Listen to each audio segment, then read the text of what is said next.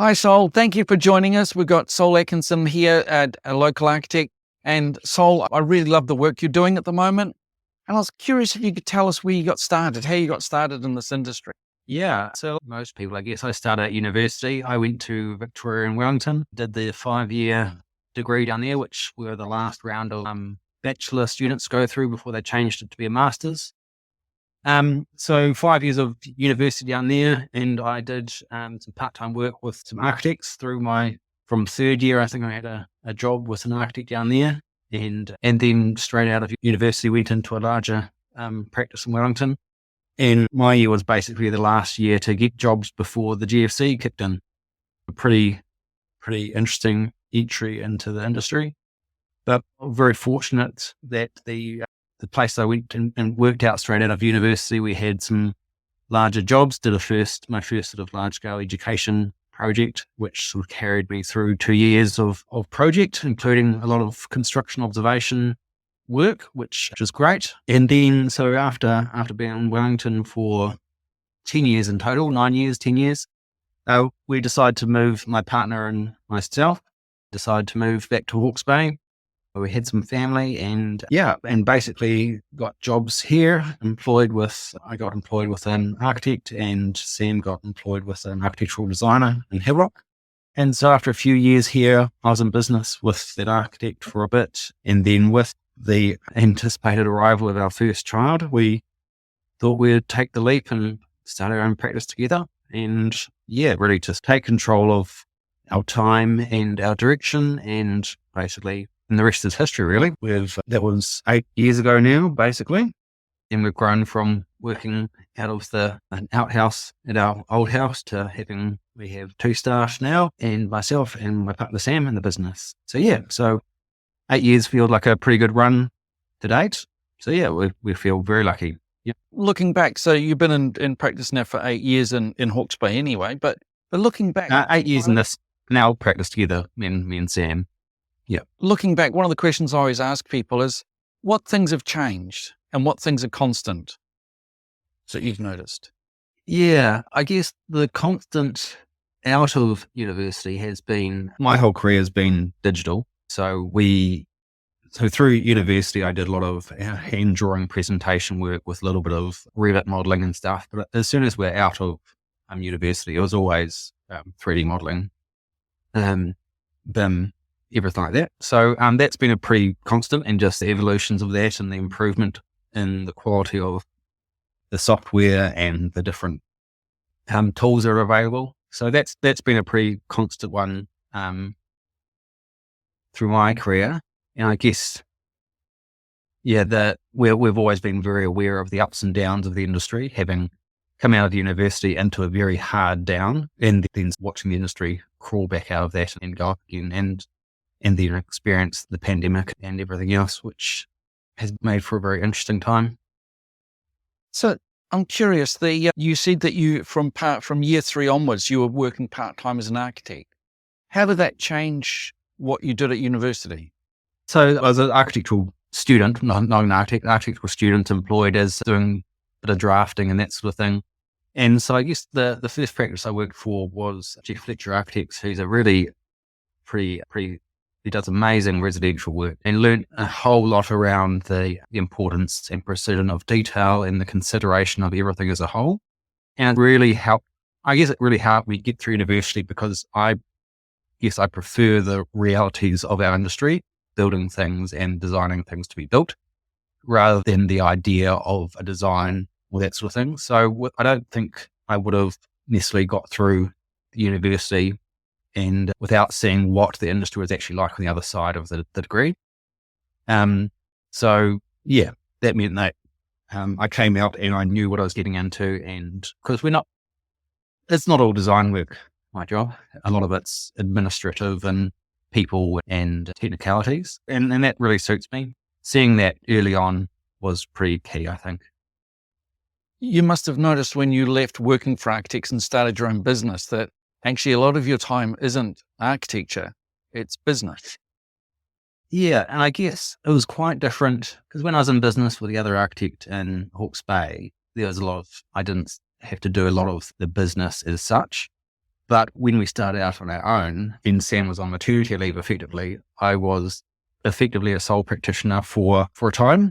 So that was very different to even where we are now. The sole practitioner is exceptionally challenging to do the design work, the documentation, the administration, the business side of it as well. So, Sol, again, I'm curious how when you did the work for when you were working as an architectural graduate in Wellington while you were going through architecture school, do you think it affected the way you did later work? Yeah, I guess it's really cemented the type of work I enjoy and the appreciation of subtlety and detail and the construction side of architecture. And I guess it's really brought home that what I sort of describe my job as now and what we like to do is the definition of architecture is the design and construction of buildings. And without the construction part, you're not doing architecture.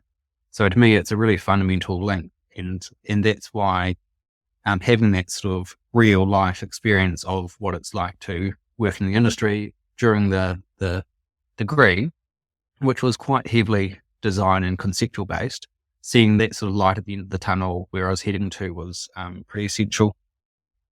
And yeah, really made it pretty clear that I was sort of heading in the right direction in terms of my career, I guess. That's interesting. I think that you did do some of that work. I worked for the Ministry of Works while in my holidays. So every holiday I would work for the Ministry of Works. And I still dimension the way that I picked up from Mark at the Ministry of Works in Auckland.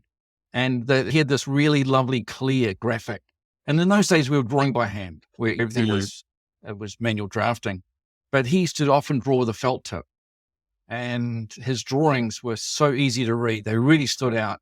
And you learn those sort of things that maybe don't come across until later in life if you don't see them early. I just thought it was good that you learn some of that stuff really early. And for me, it was really useful. So that kind of wraps up that part of it.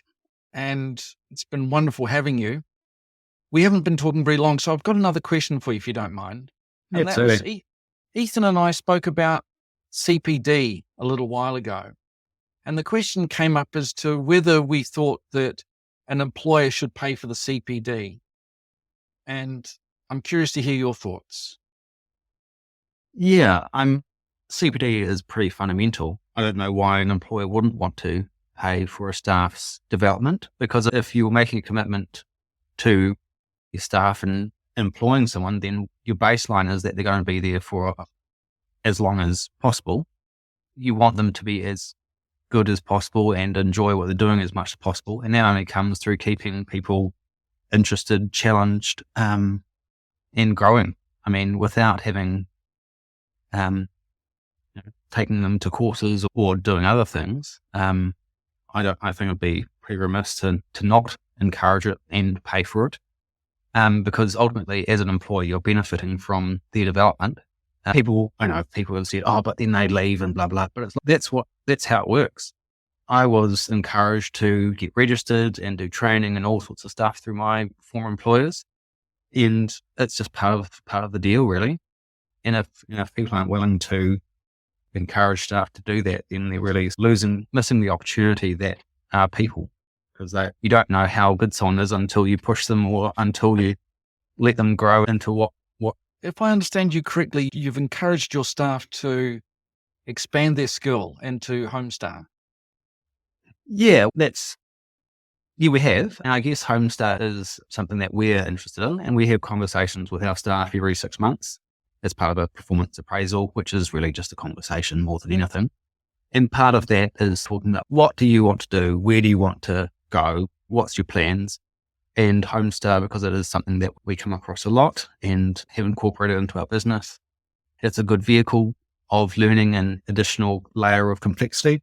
So that's a natural pathway to move into. But we also talk to our staff about LBP and making sure that's on their radar and encourage them to take time in the office to research what's involved. And we keep track of what projects are involved in and making sure we're trying to cover off as much as possible to get them in the right direction for LVP, because they it's just part of making sure everyone's enjoying what they're doing and are challenged at the right level. There's nothing worse than being bored or not being challenged. We're very conscious of even giving someone the same type of project too often, because you can get overdoing the same thing all the time. So you need to be challenged and have things changed. That's the only way to really grow and improve, really. When I was young, before I was registered, I was really encouraged by my employer to get registered, to do the work needed to become registered. They wanted everybody in the office to become registered as soon as possible. And I think that for them, it was a sign that the business is up to date, that it's fully trained staff. Everyone who could be registered was registered. And so I think for them, it was really good. But I do hear people, local people, say things like, there's no need for my staff to become LBP. I am the LBP. And I think it might come back to their fear that if they get their license, they will leave. But I wonder whether they're going to leave because they're LBP, or they're going to leave eventually because they're not encouraged and challenged and given that extra stuff. Yeah. I guess my approach is that I just assume people will leave, and that's okay. I expect that. People like me, you expect that you're going to grow and want to do your own thing eventually. And not everyone wants to do that. It's a bit of a nightmare doing your own thing sometimes. So it doesn't suit everyone. And you need to be able to do a whole range of things, talk to people as well as manage business. And so it doesn't suit everyone. But I guess my base assumption is that they will, and that's just part of it. So we basically work towards that one way or another. And if they stay, if they leave, and that's just the cycle, basically. The company that I worked for in Auckland before I went overseas, they still have some of the same staff there that they had when I was there. They've been there 25, 30 years or more. But I think that part of that was that some of the staff got to do their own thing under the umbrella of the company. Because when you go out on your own, you've got marketing to do, you've got the whole, there's a book called The E-Myth Revisited, which is all about all the other stuff that you have to do. Making sure you got the office, making sure you pay the rent, the insurance, all of that stuff. And all the time that you've got somebody employed that can bring their projects in under the umbrella of the company. And that's what I see happening. And what happened eventually was some of those staff ended up taking over the company.